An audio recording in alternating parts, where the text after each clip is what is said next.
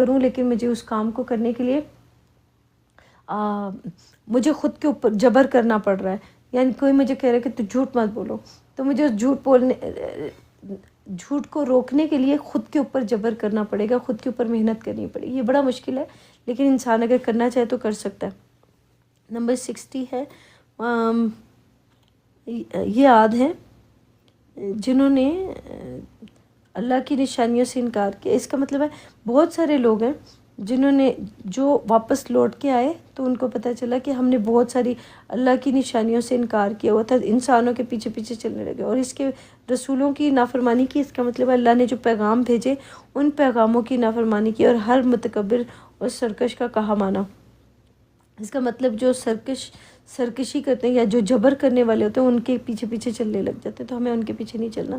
اور شکر الحمدللہ رب العالمین کہ اللہ سبحانہ تعالیٰ نے ہمارے لیے بہترین چیزیں چوز کر کے رکھی ہیں. نمبر 60 وَاتَّبِعُوا فِي هَٰذِهِ الدُّنْيَا لَعْنَةً وَيَوْمَ الْقِيَامَةِ أَلَّا إِنَّ عَادًا كَفَرُوا رَبَّهُمْ أَلَّا بَعْدٌ لِعَادٍ قَوْمٍ ہود. تو اس دنیا میں بھی ان پر لعنت ان کے پیچھے لگی رہی اور قیامت کے دن بھی دیکھو عاد نے اپنے پروردگار سے کفر کیا. سن لو رکھو ہود کی قوم عاد پر پھٹکار ہے.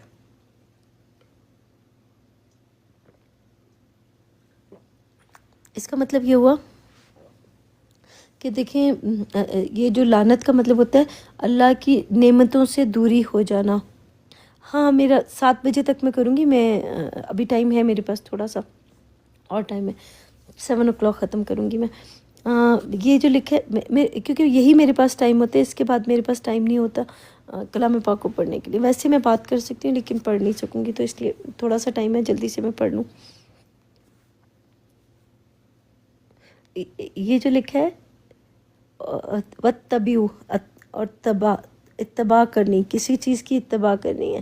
تو اس دنیا میں بھی لعنت ان کے پیچھے لگی رہی. اس کا مطلب یہ ہوا کہ لعنت کس کے اوپر لگی رہے گی. یہ جو میں نے آپ کو کلام پاک کے اندر لوگوں کے بارے میں پڑھ کے بتایا نا کہ کس کو کیا ملے گا، کس کو کیا نہیں ملے گا. یعنی یہ جو خلیفہ بنا لیتے ہیں نا ہم لوگ، اپنے اپنے خلیفہ چن لیتے ہیں. تو یہ خلافت جو ہے نا، ہر ایک انسان کو جسم دیا گیا ہے. آپ کو آپ کے جسم کی خلافت دی گئی ہے، اپنے جسم کی خلافت کریں.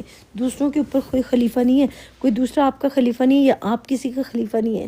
تو اس وجہ سے آپ کسی کے پابند نہیں ہیں، کوئی آپ کا پابند نہیں ہے. اگر یہ آپ دیکھیں گے تو آپ کو پتہ چلے گا. اور یہ جو لکھے نا، تو اس دنیا میں بھی لعنت ان کے پیچھے لگ رہی. اس کا مطلب اس دنیا میں یہ جو قرآن پاک کا علم ہے نا، قرآن پاک کی دنیا ہے جو اللہ کے کلام کی دنیا ہے، تو اس دنیا میں بھی لعنت کا مطلب ہوتا ہے اللہ کی نعمتوں سے دوری. تو اللہ کا کلام جو ہے، یہ اللہ کے کلام سے ان کی دوری ہو گئی ہے، ان کی رحمتیں اور برکتوں سے دوری ہو گئی ہے. تو لعنت کا مطلب ہی اللہ کی رحمت سے دوری کو کہا جاتا ہے. تو اللہ کے کلام کی جو حقیقت تھی وہ ان لوگوں کو کبھی پتہ ہی نہیں چلے گی.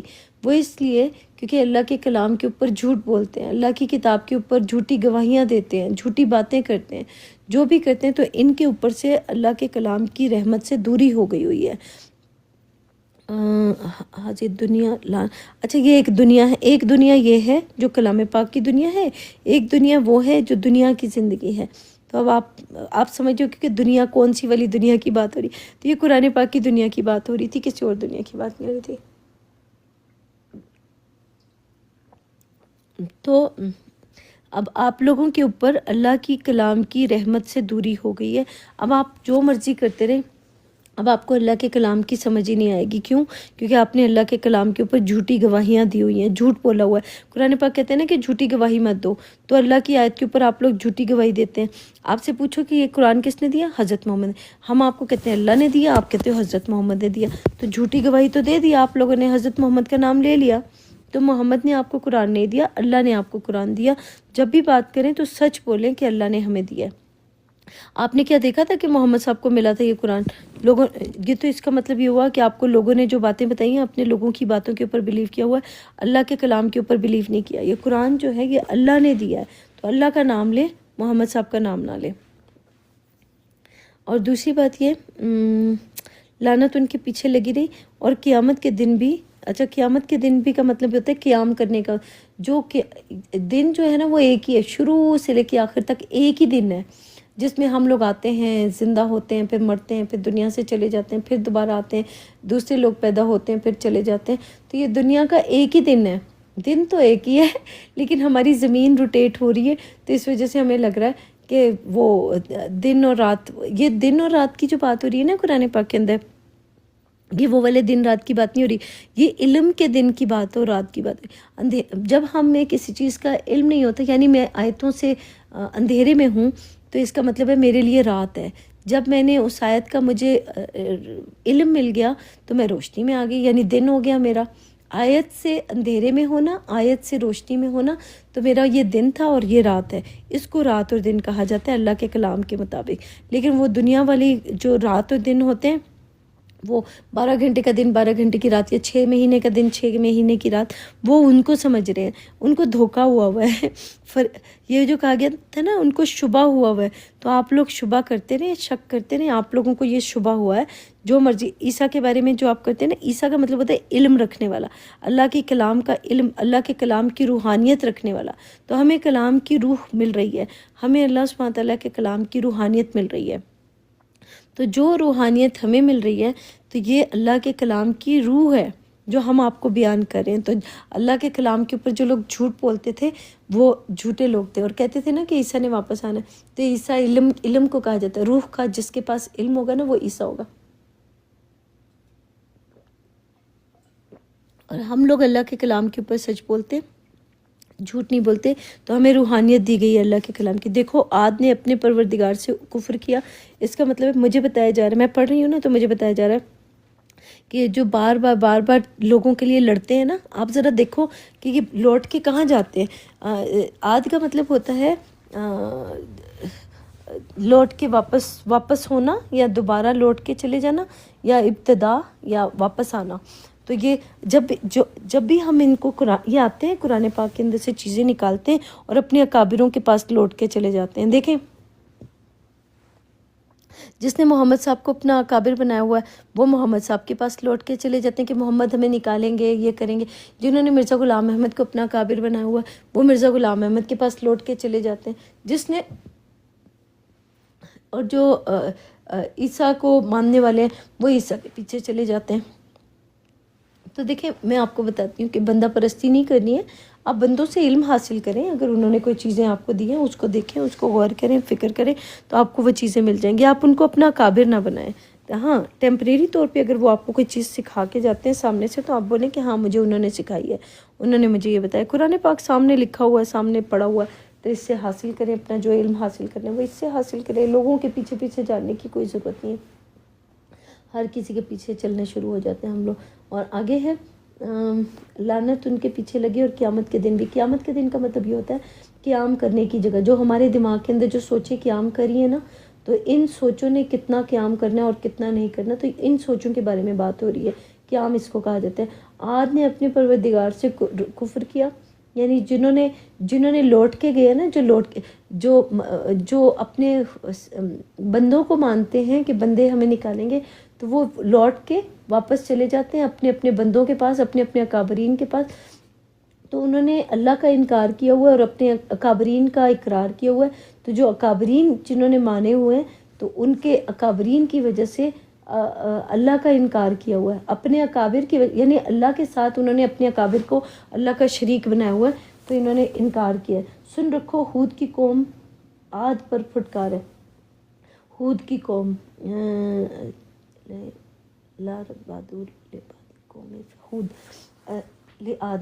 عاد کا مطلب ہوتا ہے جو لوٹ کے جاتی ہے نا، جو قوم ہود جو ہوتی، جو ہدایت نہیں لیتی، جو اللہ سے ہدایت نہیں لیتی، اپنے اکابروں سے ہدایت لیتی ہے، اس کے اوپر پھٹکار ہوتی ہے، اس کے اوپر، یعنی جو عاد کا مطلب ہوتا ہے لوٹ کے جانے والا، جس نے ابتدا کی اس کی طرف لوٹ کے جانے والے۔ جو اللہ کی طرف لوٹ کے آئیں گے وہ اللہ کے بندے ہوں گے، اور جو اپنے اکابر کے بندے ہوں گے وہ اکابروں کی طرف لوٹ کے چلے جائیں گے۔ تو اکابروں کے، تو جنہوں نے اپنے اکابروں سے ہدایت لی ہے ان کے اوپر پھٹکار ہے، اور جنہوں نے اللہ سے ہدایت لی ہے وہ پھر کامیاب ہو جائیں گے. اس طرح سے اس کا مطلب ہے. آگے چلتے ہیں.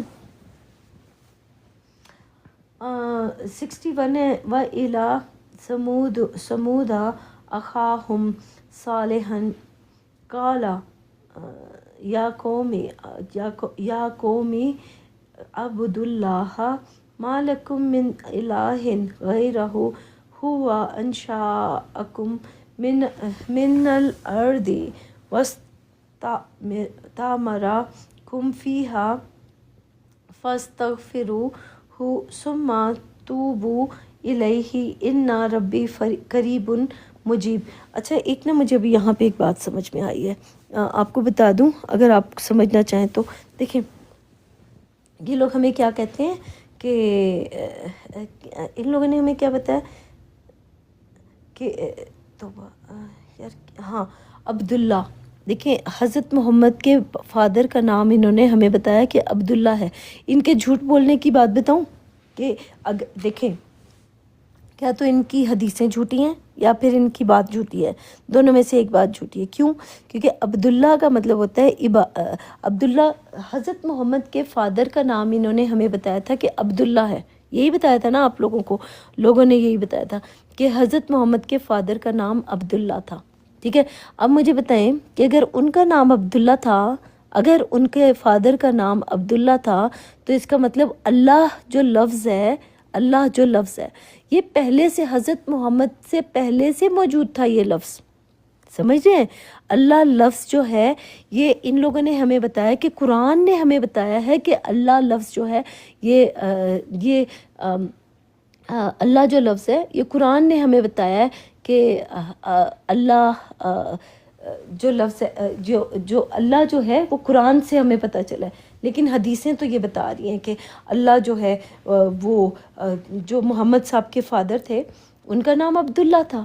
تو اس کا مطلب کیا ہوا کہ محمد سے پہلے ہی اب اللہ نام پہلے سے موجود تھا. تو یہ تو لوگ تو جھوٹ بولتے ہیں ہم لوگوں کو، یا حدیثیں جھوٹی ہیں یا پھر لوگ جھوٹے ہیں.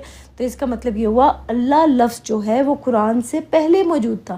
کیونکہ جیسے یہ لوگ ہمیں بتاتے ہیں کہ حضرت محمد کے فادر کا نام عبداللہ تھا اور حضرت محمد کے فادر ان کے پیدا ہونے سے پہلے ہی فوت ہو چکے ہوئے تھے، تو اس کا مطلب کیا ہوا کہ اللہ لفظ پہلے سے موجود تھا. تو ان کی بات کی یہ بات میں آپ کو بتاتی چلوں کہ یہاں سے ثابت ہوتا ہے کہ اللہ لفظ جو ہے وہ قرآن وہ جن محمد کو انہوں نے پیدا کیا اس محمد سے پہلے سے موجود تھا. تو آپ اس کو جا کے دیکھ لیں، اس کی تصدیق کر لیں کہ اگر پہلے سے موجود تھا تو پھر تو آپ لوگوں کی بات جھوٹ ہوگی. جو لوگ کہتے ہیں نا کہ اللہ لفظ جو ہے وہ قرآن سے آیا ہے، قرآن سے پہلے نہیں تھا، تو آپ حدیثوں میں جا کے دیکھ لیں کہ اس کے باپ محمد کے باپ کا نام عبداللہ تھا. تو عبداللہ یہاں سے آپ کو بہت ساری چیزیں نظر آ جائیں گی، سمجھ آ جائیں گی اگر آپ سمجھنا چاہتے ہیں. تو نہیں سمجھنا چاہتے تو جو مرضی بولتے رہیں، جو مرضی باتیں کرتے ہیں. یہ مجھے ایک بات ابھی سمجھ میں آئی ہے. اور سمود کی طرف ان کے بھائی صالح کو تو انہوں نے کہا کہ اے قوم اللہ ہی کی عبادت کرو. میرے خیال میں یہ میری لاسٹ آیت ہوئے گی. ٹائم کے 30 ہو رہے ہیں. ہاں یہ میری لاسٹ آیت ہے، یا 2 آیتیں ایک اور پڑھ لوں گی، اگر دیکھتی ہوں ٹائم ہوا تو پڑھ لوں گی. سمود کی طرف ان کے بھائی صالح کو تو انہوں نے کہا کہ اے قوم اللہ ہی کی عبادت کرو، اس کے سوا کوئی تمہارا معبود نہیں. اسی نے تم کو زمین پر پیدا کیا اور اس میں آباد کیا، اور اس سے مغفرت مانگو اور اس کے آگے توبہ کرو. بے شک میرا پروردگار نزدیک قبول کرنے والا ہے. اب دیکھیں میں آپ کو ایک بات بتاتی ہوں. آپ نے یہ جو اپنے اکابر پکڑے ہوئے ہیں نا، اپنے وہ پکڑے ہوئے ہیں. کوئی کہتا ہے کہ میرا فلانا انسان میرا اکابر ہے، کوئی کہتا ہے محمد میرے اکابر ہے، کوئی کہتے ہیں مرزا غلام احمد میرا اکابر ہے، کوئی کہتے ہیں جیسس میرا اکابر ہے، کوئی کہتا ہے حسن حسین فاطمہ علی میرا اکابر ہے. جنہوں نے ان کو پکڑا ہوا ہے نا، یہ سارے آپ ان کی عبادت کریں. آپ اللہ کی عبادت نہیں کر رہے، آپ ان کے لیے، ان لوگوں کے لیے جن کے میں نے نام لیے، ستاروں کے لیے، سٹارز کے لیے، ان سٹارز کے لیے زندہ لوگوں کے ساتھ لڑائیاں کرتے ہیں، زندہ لوگوں کے ساتھ جھگڑا کرتے ہیں. آپ کہتے ہیں کہ نہیں تم نے غلط بتایا ہے، اس کا یہ مطلب نہیں تھا، اس کا وہ مطلب تھا، اس کا ایسا نہیں تھا، اس کا ویسا تھا. یہ آپ لڑائیاں کر رہے ہیں نا اپنے اکابر کے لیے. تو اس کا مطلب یہ ہوا آپ اللہ کے حکم کے اوپر نہیں چل رہے ہیں، آپ اللہ کے حکم کے اوپر چلتے تو آپ کو کسی سے لڑنے جھگڑنے کی ضرورت ہی نہیں تھی، لیکن آپ اللہ کے حکم کے اوپر نہیں چل رہے، اپنا اپنا گھاٹ معلوم کیا ہوا ہے، اپنا اپنا اکابر معلوم کیا ہوا ہے کہ میں نے اسے اکابر، کوئی کس اکابر کے پیچھے چل رہا ہے، کوئی کس اکابر کے پیچھے چل رہا ہے، تو آپ لوگوں نے سب نے یہ کیا ہوا ہے۔ اور سمود کا مطلب ہوتا ہے راستوں میں، یا کم پانی ہونا، یا پانی کا رک جانا، یا خشک ہو جانا، سمود اس کو بھی کہا جاتا ہے۔ دو مطلب ہے، دو تین قسم کے مطلب ہیں، راستے یا راستوں پہ چلنے والا، اور جہاں پہ پانی کا کم ہو جائے یا خشک ہو جائے اس کو بھی کہا جاتا ہے سمود۔ سمود کی طرف ان کے بھائی صالح کو بھیجا تو انہوں نے کہا کہ اے قوم، اب دیکھیں ہم لوگ یہاں پہ کلام پاک کے اندر داخل ہوئے، ہم لوگ سب کو یہ باتیں بتا رہے ہیں کہ دیکھو کلام پاک کے اندر جہاں پہ پانی کم ہو جائے، اس کا مطلب یہ ہوا کہ آپ نے اکثر لوگوں کو دیکھا ہوگا، میرے پاس کچھ لوگ آتے ہیں اور آ کے نا جب پانی کم ہو جاتا ہے، پانی سمود کا مطلب ہوتا ہے پانی کم ہو جائے، جہاں پہ کلام پاک یا پانی کا رک جانا، یا خشک ہو جانا، یا پانی کا کم ہو جانا۔ جس راستے پہ ہم چلتے جا رہے ہیں نا، جس راستے پہ میں کلام پاک کے راستے پہ چل رہی ہوں، یہاں پہ آپ نے اکثر لوگوں کو دیکھا ہوگا یہ میرے ساتھ بیٹھ نہیں سکتے، یہ میرے ساتھ رک نہیں سکتے، کیوں؟ کیونکہ میری جب اللہ کی آیتوں کے اوپر میری کوئی جو بات ہوتی ہے وہ ان کو ٹھیک نہیں لگ رہی ہوتی ہے تو وہ میرا ہی انکار کرنے لگ جاتے ہیں، وہ چیزیں ساری بھول جاتے ہیں کہ جو پہلے میں نے ان کو بتایا، جو بھی کلام پاک کا دیا اس کو بھول کے صبر نہیں ہوتا ان سے نا۔ جب صبر نہیں ہوتا، سکون کی زندگی نہیں ہوتی، تو یہ کیا کرتے ہیں، بیٹھتے ہیں پھر نکل جاتے ہیں، یہ تو جھوٹ بول رہی ہے، یہ غلط بات کر رہی ہے، یہ ایسا کہہ رہی ہے، ویسا کہہ رہی ہے۔ تو ان سے جب صبر نہیں ہوا نا تو یہ موسیٰ والی صفت میں آ گئے کہ ان سے صبر نہیں ہو پایا۔ تو کلام پاک بھی یہی بتاتا ہے یہاں پہ کہ جب ان سے موسیٰ سے صبر نہیں ہوا تو خضر اور موسیٰ کا الگ ہو گئے تھے دونوں۔ تو میں نے بھی آپ کو بتایا کہ جو دنیا کے جتنے بھی لوگ کلام یہاں پہ ہمارے پاس آتے ہیں تو یہ جب ہمارے سے علیحدگی کیوں ہو جاتی ہے ان کی، کیونکہ ان سے صبر نہیں ہو پاتا۔ یہ میں جو اللہ کی آیتیں پڑھ کے بیان کرتی ہوں اس کے اوپر ان سے صبر نہیں ہو پاتا کہ میں جو بھی بول رہی ہوں کیا کر رہی ہوں کیا نہیں کر رہی، اس وجہ سے یہ لوگ پھر نکل جاتے ہیں یہاں سے۔ صالح کو تو انہوں نے کہا کہ اے قوم، اللہ ہی کی عبادت کرو۔ آج میں نے آپ کو بتایا کہ اپنے اکابروں کی عبادت نہیں کرنی ہے، جو ہم اپنے اکابروں کو لے کے ان کے لیے سارا دن لڑ رہے ہوتے ہیں، ان کے لیے جھگڑ رہے ہوتے ہیں نا، یہ ہم عبادت کر رہے ہیں ان کی، تو ان کی عبادت نہیں کرنی ہے آپ نے۔ اللہ کی عبادت کرو، یعنی اللہ کی عبادت کرو کا مطلب ہے اللہ کے بندے بن جاؤ، اللہ کا حکم کلام پاک کے اندر داخل ہو، اللہ کا حکم سنو، اس کو سمجھو اور اللہ کے بندے بن جاؤ۔ اس کے سوا تمہارا کوئی معبود نہیں۔ اس کا مطلب یہ ہوا کہ اللہ کے سوا تو کوئی ہمارا معبود نہیں ہے، یعنی الہ کوئی نہیں ہے، اللہ کے سوا کوئی ہمارا الہ نہیں ہے۔ اسی نے تم کو زمین سے پیدا کیا، اس کا مطلب ہے زمین کون ہے؟ زمین جو ہے نا یہ ارض زمین کو سطح کی زندگی جس کو کہا جاتا ہے۔ کلام پاک کا جو علم ہے نا، اس علم کے ذریعے سے اللہ سبحانہ تعالیٰ نے ہم لوگوں کو کتاب یہ سب کچھ دیا، یعنی سطحی زمین کے اوپر لا کے نیچے کر کے بہت زیادہ سطح کی زندگی کی زمین کا مطلب یہ ہوتا ہے کہ دنیا کی جو زندگی ہے نا، وہاں سے ہمیں سکھایا، سب کچھ کیا، وہیں سے ہمیں سب کچھ بڑا کیا، اور ادھر کی زندگی، ادھر کی زمین کا مطلب ہے میں اپنا بتا دوں کہ دنیا میں جب میں دنیا کی زندگی میں جی رہی تھی، عزت دولت شہرت کے چکر میں تھے، جب ہم ہوتے ہیں تو وہ دنیا کی زندگی ہوتی ہے، لیکن جب ہم کلام پاک کے اندر داخل ہوتے ہیں تو یہاں پہ جو زمین کی ہوتی ہے نا، جس زمین سے ہم پیدا ہوئے ہوتے ہیں، جس زمین سے ہم نے علم حاصل کیا ہوتا ہے، تو میں نے قرآن پاک کی زمین سے اپنا علم حاصل کر رہی ہوں، اور دنیا سے بھی میں نے اپنا علم حاصل کیا، اور اس کتاب سے بھی اپنا علم حاصل کر رہی ہوں۔ تو اسی نے تم کو زمین سے پیدا نہیں کیا، یہاں پہ لکھا ہوا، یہاں پہ لکھا اسی نے ہمیں بنایا، اور اس کو تعمیر کیا، کسی چیز کو تعمیر کرنا نہیں ہوتا، اور اسی میں آباد کیا۔ اب دیکھیں میں قرآن پاک کے اندر ہی آبادی ہے میری، میں آباد جو ہوئی ہوں نا، میری سوچ جو ہے وہ کلام پاک کے اندر ہے، میری سوچ اس کلام سے باہر نہیں ہے۔ آپ لوگوں کی سوچ اگر قرآن پاک سے باہر کی ہے، یہ باہر کی آپ کی خواہشات جو ہے وہ باہر کی خواہشات ہیں، تو آپ پھر اسی دنیا کے اندر واپس لوٹ جائیں گے۔ میری جو آبادی ہے، میرا آباد ہونا، سب کچھ ہونا، وہ اس کلام پاک کے ذریعے سے ہے، اور ادھر ہی میں نے آباد ہونا ہے۔ تو اس سے مغفرت مانگو۔ اب دیکھو آپ کو میں بول رہی ہوں، دنیا والے سب لوگوں کو بول رہی ہوں کہ اپنے لیے مغفرت مانگیں آپ لوگ۔ مغفرت کا مطلب یہ ہے کہ توبہ کر لیں اللہ سبحانہ تعالیٰ کے کلام کے ذریعے سے، آپ اپنی توبہ کریں، معافی مانگیں۔ میں بھی اللہ سے معافی مانگتی ہوں کہ یا اللہ میرے سے جو گناہ ہوئے ہیں مجھے میرے گناہوں سے بخش دیں. آپ بھی اپنے گناہوں کی معافی مانگیں، اپنی توبہ کریں، اپنے آپ کو ٹھیک کریں، اپنے آپ کو صحیح کرنے کی کوشش کریں، تو اللہ سبحانہ تعالیٰ ضرور معاف کرے گا. یہ بولنے سے نہیں، یہ جیسے میں نے ابھی بول دیا ہے نا کہ یا اللہ مجھے معاف کر دیں، یہ میرے بولنے سے کچھ بھی نہیں ہوگا. یقین کریں میرے بولنے سے کچھ نہیں ہوگا. مجھے اب جو میں نے بولا ہے نا، اس بولنے کے اوپر مجھے عمل کرنا ہوگا. مجھے عمل کرنے کے بعد مجھے جو نتیجہ ملے گا تب مجھے پتہ چلے گا کہ میں نے عمل کیا یا نہیں کیا. تو آپ لوگ بھی اس کو عمل کر کے دیکھیں. منہ سے جتنا مرضی بول دیں یا اللہ مجھے یہ دے دے، یا اللہ مجھے وہ دے دے، تو اللہ نے آپ کو دماغ دیا کہ اپنے دماغ کا استعمال کرو اور نکل جاؤ وہاں سے باہر. میں نے تمہیں جو عقل دی ہے، جو شعور دیا، اس کے ذریعے سے باہر نکل جاؤ. تو یہ عقل کا بھی تو استعمال کرنا ہے نا، خالی مانگنا نہیں ہے. مانگنے کے بعد اس کے اوپر عمل کرنا ہے.